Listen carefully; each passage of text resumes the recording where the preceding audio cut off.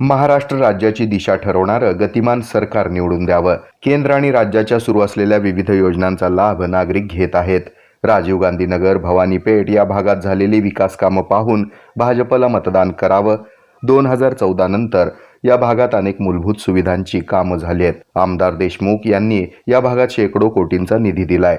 तसंच राज्य सरकारच्या लाडकी बहीण योजनेतून यानंतर 2100 रुपये देण्यात येणार आहेत. यासाठी आमदार विजयकुमार देशमुख यांना निवडून देण्याचं आवाहन माजी नगरसेवक डॉक्टर किरण देशमुख यांनी मनोगतमध्ये आपण ऐकलंय की मालकांच्या माध्यमातून या भागाचं नेतृत्व करत असताना अनेक कोटीचे शेकडो कोटीचे निधी मागच्या 10 वर्षात आलेले आहे. याचं एक जिवंत उदाहरण म्हणजे आपण स्वतः आहे. फक्त एकदा विचार करा, 2014 पूर्वीचं आपलं भाग कसं होतं आणि आज 2014 नंतर 10 वर्षात आपलं भागात बदल झालेला आहे का नाही. आपण जेव्हा 2014 पूर्वी राहत होतो, ओपन ड्रेनेज, पाण्याची समस्या, रस्ते या ठिकाणी खूप दयनीय अवस्था होतं.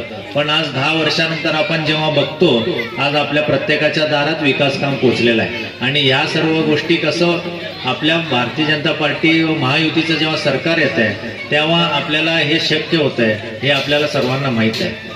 मला एक विनंती करायचं आहे, येणारा हा इलेक्शन हे कुठल्या गल्लीचं नाही आहे, हे कुठल्या ग्रामपंचायत किंवा नगरसेवकचं नाही आहे, हे महाराष्ट्राचा दिशा ठरवणार आहे. एक गतिमान सरकार या ठिकाणी आपल्याला काम करत आहे. आपल्याला लाडकी बहीण योजनेसारखं एक महत्वाकांक्षी योजना आपल्या माता भगिनींच्या संसाराला हातभार लावण्यासाठी आणलेलं गेलेलं आहे. त्याचं आपलं सरकार आलं की त्याचं 1500 रुपयाची मदत त्याला 2100 रुपये होणार आहे. अशा अनेक योजना आपल्याला अन्नपूर्ण योजनेतनं वर्षाला 3 सिलेंडर. आपल्याला विनंती करायचं आहे, येणाऱ्या 20 तारीखला या सर्व गोष्टी आपल्याला ध्यानात ठेवून येणाऱ्या 20 तारीखला भारतीय जनता पार्टीच्या कमळ या बटनवर आपण मतदान करावं. आणि आपल्या भागाचा विकास कोण करते, आपल्या भागाचा, आपल्या अडीअडचणीला पाठीशी कोण राहते, सुधीर भाऊ असतील, अजित भाऊ असतील आणि मालक असतील, या सर्वांच्या माध्यमातून आपण सर्वांनी आम्हाला बहुमताने विजय करावा एवढं बोलतो. आणि माझ्या या प्रसंगी व्यासपीठावर माजी सभागृह नेते संजय कोळी, माजी नगरसेविका वंदना गायकवाड, एसबी प्रतिष्ठानचे संस्थापक सुधीर बिडबाग, अजित गायकवाड, राजाभाऊ काकडे, गौतम कसबे, शशी कांबळे, पिंटू ढावरे, नागेश येळमेली, रवी कोटमळे, अश्विनी गायकवाड, महेश गजधाने आदींची उपस्थिती होती. आपल्या भागात आमदार देशमुख यांच्या माध्यमातून विकासाची गंगा त्यांनी आणली आहे. गलिच्छ असलेला भाग आता सुधारलाय. यासाठी आमदार देशमुख यांनी भरभरून निधी दिला. या भागातील बुद्ध विहार, अभ्यासिका आणि समाज मंदिर बांधण्यासाठी आमदार देशमुखांनी वेळोवेळी निधी दिलाय. यासाठी आपल्या भागातील सर्व बहिणींनी आमदार देशमुख यांना मतदान रूपी आशीर्वाद द्यावा असं आवाहन माजी नगरसेविका वंदना गायकवाड आणि पिंटू ढावरे तसंच प्रवीण कांबळे यांनी केलं. की आपण 2014च्या अगोदर आपला प्रभाग कसा होता, आपली वस्ती कशी होती आणि 2017 नंतर आपल्या वस्तीमध्ये काय विकास झालेला आहे तुम्ही तुमच्या प्रत्यक्ष डोळ्यांनी बघितलेला असेल. मी जरी तुमच्या घरापर्यंत नाही आले तरी तुमचा अजित भाऊ तुमच्या घरापर्यंत आलेला आहे. तुमच्या प्रत्येक सुखदुःखामध्ये, तुमच्या हर एक समस्येमध्ये त्यांनी तुमच्या सोबत, तुमचा मुलगा, तुमचा भाऊ म्हणून राहिलेला आहे.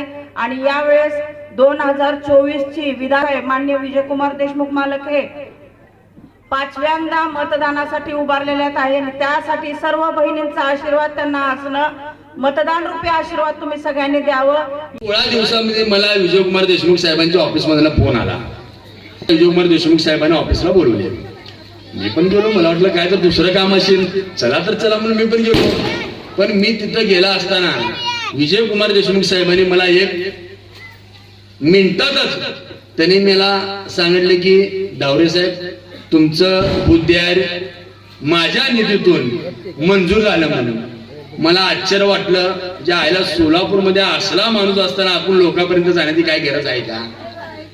ज्या भीम सैनिकाला 15 दिवसामध्ये त्यांनी 20 लाख रुपये मला लगेच बुद्धिहारसाठी मंजूर दिले. मला दिले नाही ना, ती बुद्धिहारसाठी दिली.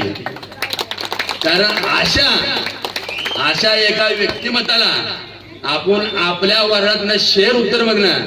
मला इथं तर गॅरंटी आहे, इथं अजित भाऊ सारखा कार्यकर्ता आणि दशरथ भीम युद्धासारखा कार्यकर्ता इथं जर असला तर इथं मत पलटणं मला तर वाटत नाही कुणा बापाला होईल. साहेब, मला सांगा, मतदार बंधू भगिनींना, आमच्या माता बंधू भगिनींना एक विनंती आहे.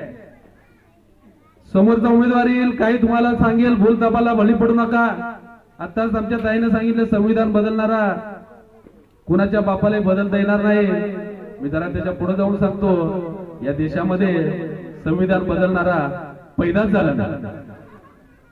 मला या ठिकाणी सांगायला अत्यंत आनंद होत आहे, जेव्हा जेव्हा घटना दुरुस्त्या झाल्या, तुम्ही बघा काँग्रेसच्या काळामध्ये अनेक घटना दुरुस्त्या झाल्या, 100पेक्षा जास्त घटना दुरुस्ती या काँग्रेस सरकारने केलेली आहे.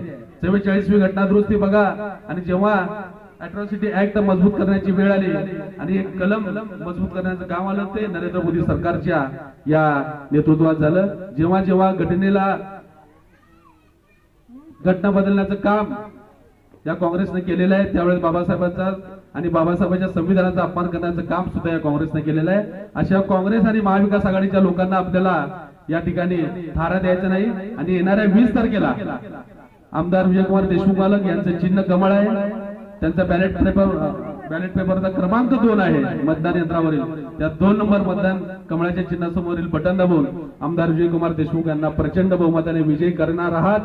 हा कार्यक्रम यशस्वी करण्यासाठी एसबी प्रतिष्ठानचे कार्यकर्ते यांनी परिश्रम घेतले.